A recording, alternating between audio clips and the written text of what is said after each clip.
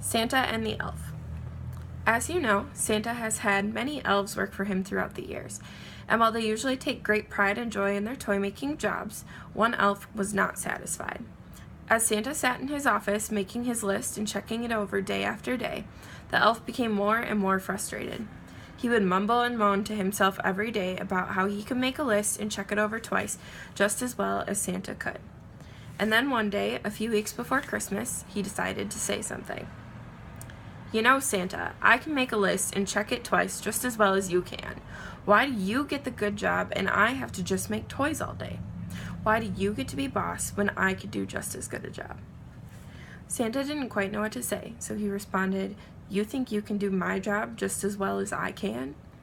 "Sure I do," replied the elf. "All you do is make a list, check it over, and climb down chimneys to put the toys I make under the tree." Santa understood the importance of Christmas and knew that everyone had their jobs for a reason, but he was curious about what the elf was saying, so he told him they could switch roles for a night. Santa already knew how to make toys. He had done it before when he was short-staffed on elves a few years ago, and he thought letting the elf try his job would put him in his place once and for all. As the weeks went by, Santa worked on making toys, and the elf went over Santa's notes about which children were naughty and nice, writing their names on the proper list. Santa noticed that the elf was actually doing a good job, and he was pleased with his decision. Making toys was much less stressful than making a list anyways. When Christmas night came, Santa instructed the elf to get in the sleigh with the list and the sack of toys and gave him a few tips for wiggling down the chimneys without getting stuck. But the elf was smaller and didn't think he had to listen to Santa's advice. Santa also gave the elf some advice on how to not be caught by sneaky children, but the elf wanted to do things his way, so he ignored Santa's advice once again. The elf had made a few stops and dropped off many presents with little problems. He realized that the chimneys were rather tricky to climb down, even being elf-sized, but he made it work and had a system down. By the 13th house, the elf felt confident that Santa would be impressed by his work and that he could prove to Santa that he wasn't so special after all.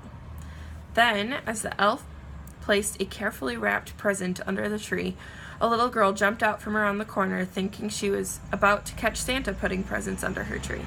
To the little girl's surprise, an elf stared back at her and she let out a great shriek.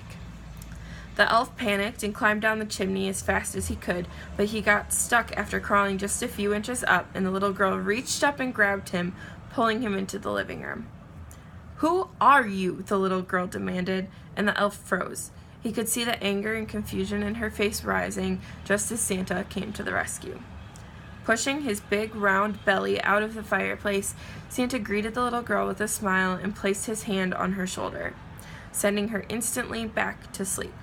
It was at this moment that the elf realized the magic of Christmas and made the decision to be more joyful in his toy-making job. As it turns out, the little girl never remembered seeing Santa or the elf because of Santa's magical touch, and the elf never tried to take Santa's job again.